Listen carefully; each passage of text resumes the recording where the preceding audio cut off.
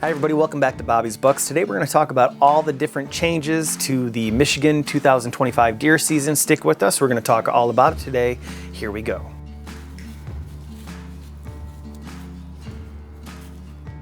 All right, let's talk about what's new for Michigan's 2025 deer season. Every year the DNR tweaks the rules, and this year we've got some pretty big changes compared to 2024. Some of them make sense, some of them will get folks talking and fired up, and a couple of them just make you shake your head. So let's walk through them.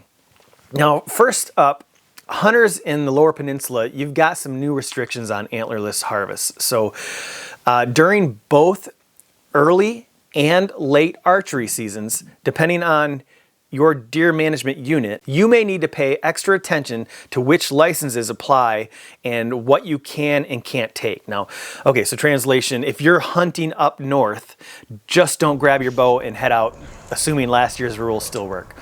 Do a quick check before you go, otherwise you might be explaining yourself to a conservation officer instead of hanging a deer. Okay, so next big change, the late antlerless firearm season. Traditionally, that's been December 15th through January 1st, but in 2025, hunters in select counties in the Lower Peninsula are getting an extra bonus window. So from January 2nd through January 11th, now, depending on who you ask, this is either a gift from the DNR or a polite way of saying, hey folks, there's still way too many deer out there, so please come help us. I always like an opportunity to go out into the woods and hunt more. So if you still got tags burning a hole in your pocket after the holiday, which is more times than not, this is your chance.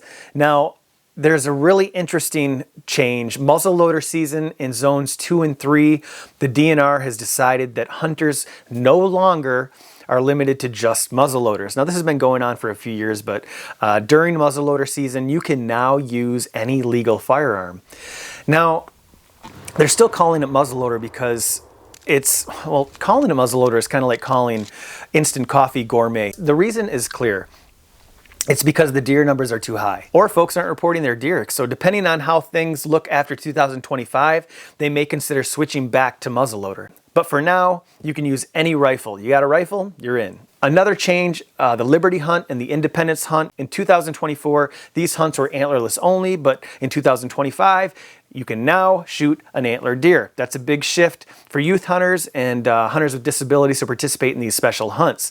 So if you're out mentoring a young hunter or helping someone get their first deer, this season might be a little bit more special, maybe a little bit more exciting. Imagine the grin on a kid's face when their first deer turns out to be a buck instead of a doe.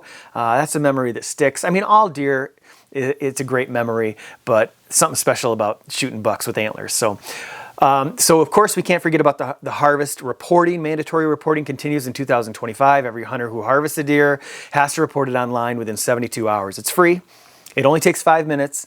And if you don't do it, you could be looking at a $150 fine. So, and I don't know about you, but I'd rather spend that money on hunting supplies like broadheads or a box of ammo. So just report your deer.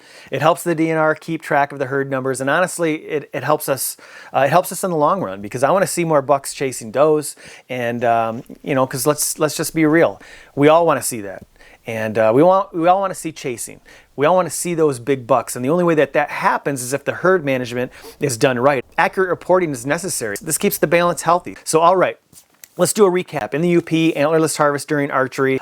In the LP, antlerless firearm season now stretches into January with extra dates. 2nd through the 11th, muzzleloader season in zones 2 and 3 has been opened up to any legal firearms. So yes, your rifle is welcome. And the Liberty and the Independence Hunt are no longer antlerless only, so young hunters can shoot a buck.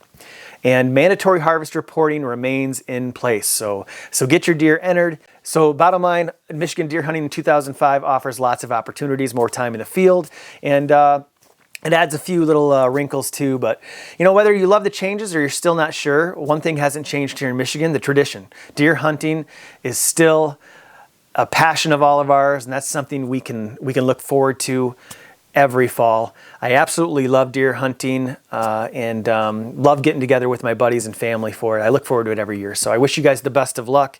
If you guys have any questions or comments, be sure to leave them down below. I'll try to get back to everybody.